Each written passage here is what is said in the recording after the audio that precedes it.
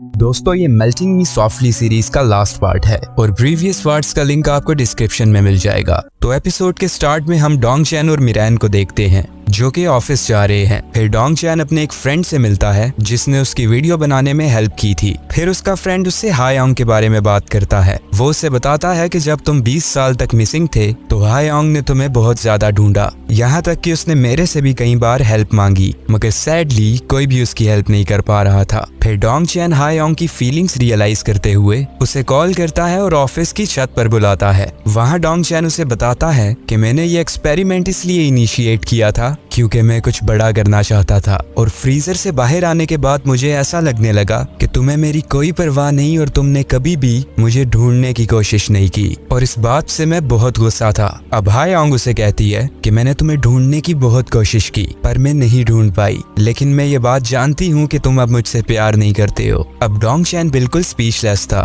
फिर हायोंग उसे हग करती है। फिर हम देखते हैं कि मिरान एक कॉर्नर में खड़े ये सब कुछ देख रही थी और वो बहुत ज्यादा हर्ट होने लगती है। वो सोचने लगती है कि क्या डोंग चैन मुझसे प्यार करता भी है या नहीं। फिर वो वहाँ से चली जाती है। डोंग चैन उसे कॉल्स करता है पर वो पिक नहीं करती और उसने उसका कॉन्टेक्ट नेम भी चेंज कर दिया था, वैसे ही जैसे मोस्टली लोग पार्टनर्स की वजह से हर्ट होकर नेम चेंज कर देते हैं। इसके बाद मिरान घर जाने की बजाय अपनी फ्रेंड्स के घर चली जाती है। अब वो उनसे जाकर अपने दिल की बात शेयर करती है, मगर फ्रेंड्स की एडवाइस से भी उसे कोई सेटिस्फैक्ट्री आंसर नहीं मिलता। वो उसे कहती है कि डोंग चैन को अपने हाल पर छोड़ दो, लेकिन मिरान ऐसा नहीं करना चाहती थी। फिर वहाँ कुछ टाइम ड्रिंक करने के बाद मिरान वापस घर की तरफ जाने लगती है, लेकिन वो वहाँ नोटिस करती है कि जैसे कोई उसे फॉलो कर रहा है। अब मिरान वहाँ से भागने लगती है और वो आदमी भी मास्क पहने उसके पीछे भागने लगता है, लेकिन लकीली तभी वहाँ डोंग चैन आ जाता है जो कि मिरान को ढूंढ रहा था। अब ये देखकर फॉलो करने वाला आदमी वहाँ से भाग जाता है।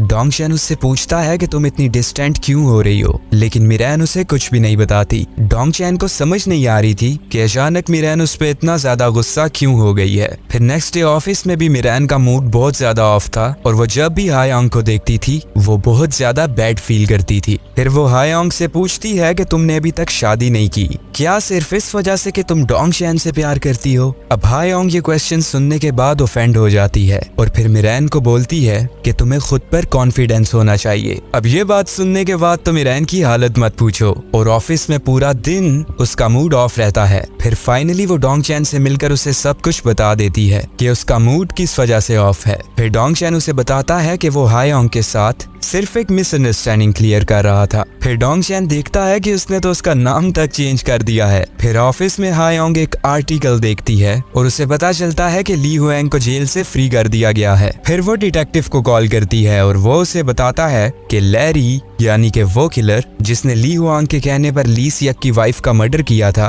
वो अभी तक फ्री है और ये मर्डर प्रूव करने के लिए उन्हें उसकी स्टेटमेंट चाहिए होगी। इसके बाद हम लैरी को देखते हैं जिसको ली हुआंग ने डोंग चैन और मिरान को मारने का टास्क दिया हुआ है, और फिर हमें पता चलता है कि ये वही आदमी है जो मिरान को फॉलो कर रहा था। इसके बाद डोंग चैन वापस ऑफिस में होंग सक के पास जाता है और उसे बताता है कि मैं फिर से ऑफिस ज्वाइन करना चाहता हूँ। अब होंग सक ये सोचते हुए कि कहीं ली हुआंग वाले स्कैंडल में उसका नाम भी ना एक्सपोज हो जाए, वो उसे ऑफिस ज्वाइन करने की इजाजत दे देता है। वो उसे कहते हैं कि तुम जी हुन के साथ क्रियोजेनिक प्रोजेक्ट पर काम स्टार्ट कर दो। दूसरी तरफ मिरान एक आदमी से मिलती है जो कि अपनी लवर के साथ क्रियोजेनिक फ्रीजर में जाना चाहता था ताकि उसकी लवर का ट्रीटमेंट हो सके। मिरान उससे बताती है कि ये प्रोसेस इतना मुश्किल नहीं है, इसलिए तुम लोगों को डरने की कोई जरूरत नहीं। फिर वो आदमी मिरान को थैंक यू बोलते हुए वहाँ से चला जाता है। दूसरी तरफ डोंग चैन और जी हुन भी क्रियोजेनिक प्रोजेक्ट के लिए कैंडिडेट्स ढूंढ रहे थे। वो काफी सारे लोगों से मिलते हैं जो खुद पर एक्सपेरिमेंट करवाना चाह रहे थे,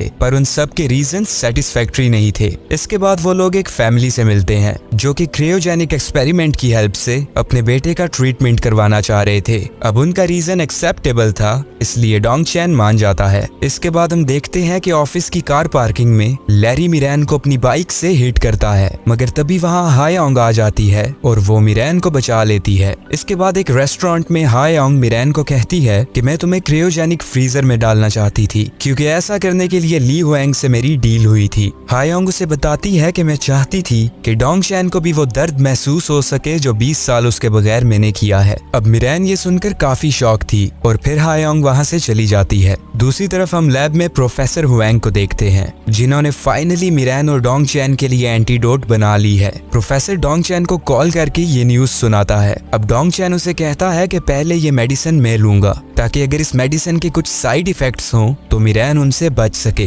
प्रोफेसर हुएंग मान जाता है। फिर नेक्स्ट डे डोंग चैन को एंटीडोट दी जा रही थी। अब डोंग चैन का ब्लड प्रेशर और हार्ट बीट बढ़ जाती है और उसे फिर से हार्ट अटैक आ जाता है। दूसरी तरफ हम मिरान को देखते हैं, जो डोंग चैन से मिलने हॉस्पिटल जा रही थी। रास्ते में उसकी कार को एक पुलिस कार रोक लेती है, लेकिन पुलिस कार से बाहर लैरी निकलता है और वो मिरान की तरफ बढ़ने लगता है। फिर हम डोंग चैन को देखते हैं, जिसका कुछ देर बाद टेम्परेचर और हार्ट बीट नॉर्मल होने लगती है और प्रोफेसर कहता है कि डोंग चैन को 6 दिन बाद इस एंटीडोट की एक और डोज देनी होगी। वही कार में लैरी मिरान पर अटैक कर देता है, लेकिन मिरान एक टेजर से उसे शॉक देती है और फिर अपनी कार में वहां से भाग जाती है। इसके बाद पुलिस स्टेशन में मिरान को डोंग चैन की कॉल आती है, लेकिन मिरान उसे उस अटैक के बारे में कुछ भी नहीं बताती और डोंग चैन भी उससे ये बात शेयर नहीं करता कि उसने मेडिसिन ली है और उसे फिर से हार्ट अटैक आया है। मगर कुछ देर बाद प्रोफेसर मिरान को कॉल करके बता देते हैं कि पहले डोंग चैन को मेडिसिन दे दी गई है और फिर डिटेक्टिव भी डोंग चैन को कॉल करके बता देता है कि मिरान पर अटैक हुआ था। फिर डोंग चैन और मिरान मिलते हैं, मगर वो बातें शेयर न करने के लिए फाइट नहीं करते, क्योंकि डोंग चैन अभी भी एंटीडोट की वजह से स्ट्रगल कर रहा था। फिर नेक्स्ट डे हम डोंग चैन को देखते हैं, जो और ज्यादा बेटर फील कर रहा है। फिर वो अपनी हेल्थ अपडेट पर वीडियो शूट करता है और फिर जब वो ऑफिस जाता है तो वहाँ वो देखता है कि उसका टेम्परेचर 33 डिग्री है, जबकि उसे कोल्ड फील हो रहा था और इसका मतलब है कि आहिस्ता आहिस्ता उसका टेम्परेचर नॉर्मल होता जा रहा है। दूसरी तरफ हमें पता चलता है कि 2 साल के लिए कंपनी हायोंग को यूएसए भेज रही है और फिर वो डोंग चैन से मिलकर उसे गुड बाय कहती है। फिर ऑफिस में डोंग चैन होंग सक से लैरी के बारे में बात कर रहा था। फिर वो अपनी टेम्परेचर वॉच पे देखता है कि उसका टेम्परेचर नहीं बढ़ रहा, जो कि एक गुड साइन है। फिर घर वापस जाते हुए मिरान उससे पूछती है कि क्या अब मैं एंटीडोट ले लूं, लेकिन डोंग चैन उसे कहता है कि जब तक वो सेकंड डोज नहीं लेता तब तक वेट करो। अब डोंग चैन फिर से कोल्ड फील करने लगता है, बिल्कुल नॉर्मल ह्यूमंस की तरह। दूसरी तरफ जी हून अपनी मॉम से पूछता है कि क्या आप भी क्रियोजेनिकली फ्रोजन होना चाहती हो, लेकिन यंग सियन कहती है कि मैं अपनी रियलिटी में खुश हूँ। अब नेक्स्ट डे डोंग चैन जॉगिंग करता है और वो देखता है कि उसका टेम्परेचर अब 35 तक आ चुका है और फिर वो मिरान से मिलकर उन चीजों की प्लानिंग करने लगता है जो वो नॉर्मल होने के बाद करेंगे। इसके बाद डोंग चैन मिरान को ऑफिस ड्रॉप करता है। वो भी उसके साथ ऑफिस में आना चाह रहा था, लेकिन मिरान उसे रोक देती है और कहती है कि तुम्हें रेस्ट करनी चाहिए। अब डोंग चैन उसे किस करने लगा था, मगर तभी मिरान की हार्ट बीट तेज होने लगती है, इसलिए वो लोग रुक जाते हैं। अब एक वीक बाद डोंग चैन सेकंड डोज भी ले लेता है, लेकिन इस बार डोंग चैन को फीवर होने लगता है और वो सो जाता है। अब जब वो नींद से जागता है तो वो कम्प्लीटली फाइन फील कर रहा था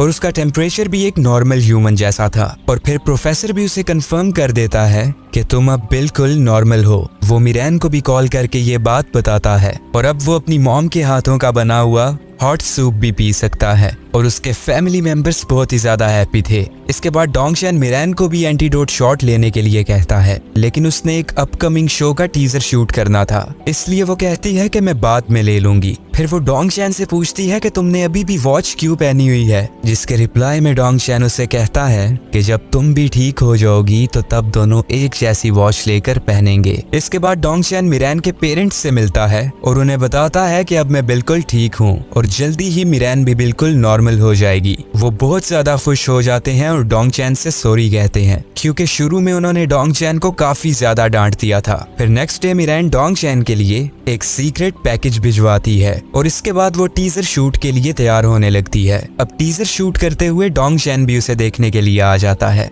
मिरान उसे वहाँ नोटिस करती है और वो दोनों एक दूसरे की तरफ बढ़ने लगते हैं। फिर हम देखते हैं कि लैरी भी उनकी तरफ बढ़ रहा है, जिसके हाथ में एक चाकू था। अब जैसे ही डोंग चैन मिरान को हक करता है, तब ही लैरी का नाइफ मिरान को लग जाता है। लैरी वहां से भाग जाता है और मिरान बहुत ज्यादा ब्लीड कर रही थी। डोंग चैन जल्दी से उसे हॉस्पिटल लेकर जाने लगता है। मिरान के पेरेंट्स और प्रोफेसर और गी बियोम भी वहां आ जाते हैं। अब डॉक्टर उन्हें आकर बताता है कि उन्हें जल्दी से मिरान को सर्जिकल ऑपरेट करना होगा, लेकिन प्रोफेसर कहता है कि उसका बॉडी टेम्परेचर बहुत ज्यादा लो है और अगर अभी उसे एनेस्थीसिया दिया गया तो उसकी डेथ भी हो सकती है, लेकिन एनेस्थीसिया के बगैर उसे ऑपरेट भी नहीं किया जा सकता था। और अगर मिरान को वो लोग अभी एंटीडोट भी देते करते हैं तो उसका भी प्रॉपरली असर 1 वीक के बाद जाकर होगा। अब वो सभी बहुत ज्यादा परेशान हो जाते हैं। अब डोंगचैन प्रोफेसर के साथ मिलकर मिरैन को क्रायोजेनिक फ्रीजर में डाल देता है ताकि उसकी ब्लीडिंग स्टॉप हो सके, और फिर प्रोफेसर मेडिसिन पर वर्क स्टार्ट कर देता है ताकि 1 हफ्ते की बजाय मेडिसिन 1 दिन में ही इफेक्टिव बन सके। अब घर में डोंगचैन को वो पैकेज मिलता है जो मिरैन ने उसे भिजवाया था, जिसमें एक सूट था जो मिरैन ने उसके लिए खुद बनाया था, और उसमें एक नोट भी था जिसमें लिखा था कि मैं तुमसे भी ज्यादा प्यार करती हूँ। अब ये सब देखकर डोंगचैन जोर जोर से रोने लगता है। वो रोज लैब में जाता था और घंटों तक मिरैन को फ्रीजर में देखता रहता था। फिर एक दिन नामटाई डोंगचैन को कॉल करता है और उसे बताता है कि मिरैन के फोन में अब तुम्हारा नंबर माई लव के नाम से सेफ है। अब डोंगचैन अपनी फैमिली से परमिशन लेने के बाद मिरैन की फैमिली के साथ रहने लगता है। दूसरी तरफ हम लैब में गी बियोम और प्रोफेसर को देखते हैं जो जल्दी से जल्दी मेडिसिन को मॉडिफाई करना चाह रहे थे। डोंगचैन को हर जगह मिरैन नजर आने लगी थी और वो हर वक्त डिप्रेस्ड रहता था। फिर जीहून उसके लिए खाना लेकर आता है और उसे बताता है कि मिरैन ठीक हो जाएगी और तुम्हें स्ट्रांग रहना होगा। डोंगचैन मिरैन के रूम में रहने लगता है। वो उससे जुड़ी चीजों को देखता रहता था और बहुत ज्यादा सैड रहता था। फिर उसको वहाँ मिरैन की लिखी एक बुक मिलती है जिसमें मिरैन ने डोंगचैन और उसकी लव स्टोरी लिखी हुई थी कि वो उससे कैसे मिली और कैसे उसे डोंगचैन से प्यार हुआ। अब ये बुक पढ़ने के बाद डोंगचैन मोटिवेट होता है और वो पॉजिटिविटी के साथ प्रोडक्टिव होने लगता है। अब वो अपने काम पर भी ठीक से फोकस कर पा रहा था और मिरैन की फैमिली को भी ज्यादा से ज्यादा टाइम देता था। फिर 1 साल बाद हायोंग भी यूएसए से वापस आ जाती है। डोंगचैन अपनी फैमिली के साथ भी टाइम स्पेंड करता था। वो उसे बताते हैं कि हम जल्दी ही न्यू होम में शिफ्ट होने वाले हैं। इसके बाद वो डोंगचैन से पूछते हैं कि तुम वापस कब आओगे। डोंगचैन उन्हें बताता है कि अब वो मिरैन से शादी करके ही वापस आएगा। दूसरी तरफ लैब में प्रोफेसर मिरैन के लिए न्यू मेडिसिन बना लेता है, लेकिन साइड इफेक्ट्स का रिस्क कभी भी है। फिर डोंगचैन हायोंग से मिलता है और वो उसे कहती है कि मिरैन जल्दी ही ठीक हो जाएगी। फिर कुछ टाइम बाद मिरैन को न्यू मेडिसिन का शॉट मिल जाता है और विदाउट एनी रिस्क उसका बॉडी टेम्परेचर अब नॉर्मल हो चुका था। डोंगचैन जल्दी से ये बात मिरैन के पेरेंट्स को बताता है। वो उन्हें बताता है कि 1 दिन में मिरैन बिल्कुल नॉर्मल हो जाएगी और फिर वो उसकी सर्जरी करवा पाएंगे। फिर मिरैन को फ्रीजर से बाहर निकाल लिया जाता है और फिर डॉक्टर्स उसे एनेस्थीसिया देकर ऑपरेट करने लगते हैं। फिर सर्जरी के कुछ टाइम बाद मिरैन को होश आने लगता है और डॉक्टर डोंगचैन को बताता है कि आहिस्ता आहिस्ता मिरैन ठीक हो रही है। इसके बाद डोंगचैन मिरैन के फोन पर कैलेंडर देखता है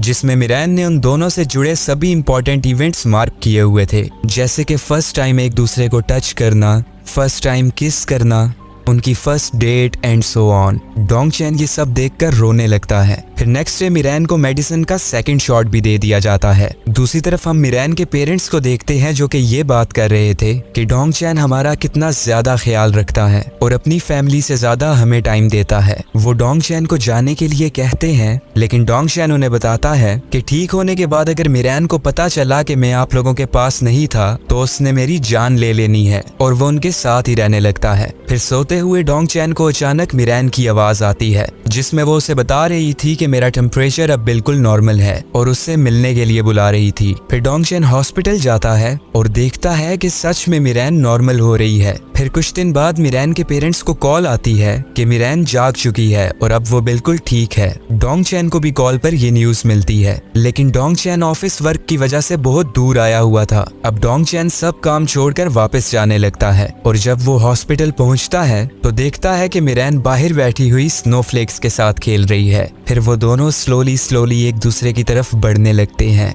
और फिर हग कर लेते हैं। इसके बाद डोंगचैन की फैमिली मिरैन से पूछती है कि तुम दोनों शादी कब कर रहे हो, लेकिन मिरैन कहती है कि उसे फिल्म मेकिंग स्टडी करने के लिए आउट ऑफ कंट्री जाना है। अब ये सुनकर डोंगचैन उसे कहता है कि तुम मुझे ऐसे छोड़कर नहीं जा सकती और मैं तुमसे शादी करना चाहता हूँ। इसके बाद डोंगचैन उसे एक बुक देता है जिसमें डोंगचैन ने अपनी फीलिंग्स राइट डाउन की थी जब मिरैन फ्रोजन थी। मिरैन जब उसे पढ़ती है तो इमोशनल हो जाती है। फिर नेक्स्ट डे मिरैन डोंगचैन से मिलकर उसे कहती है कि मुझे अब्रॉड नहीं जाना और मैं तुम्हारे साथ रहना चाहती हूँ। डोंगचैन उसे कहता है कि तुम्हें अपने ड्रीम्स को फॉलो करना चाहिए। वो उसके साथ भी नहीं जा सकता था क्योंकि उस पे वर्क की बहुत ज्यादा रिस्पॉन्सिबिलिटी थी, लेकिन तभी डोंगचैन को अपनी नीस का मैसेज आता है जिसमें लिखा था कि आपको मिरैन के साथ जाना चाहिए और वहां जाकर एक यूट्यूब चैनल बना लेना चाहिए। और फिर ऐसा ही होता है। डोंगचैन मिरैन के साथ यूएसए चला जाता है और वो दोनों वहां जाकर व्लॉग्स बनाने लगते हैं। और इसी के साथ सीरीज का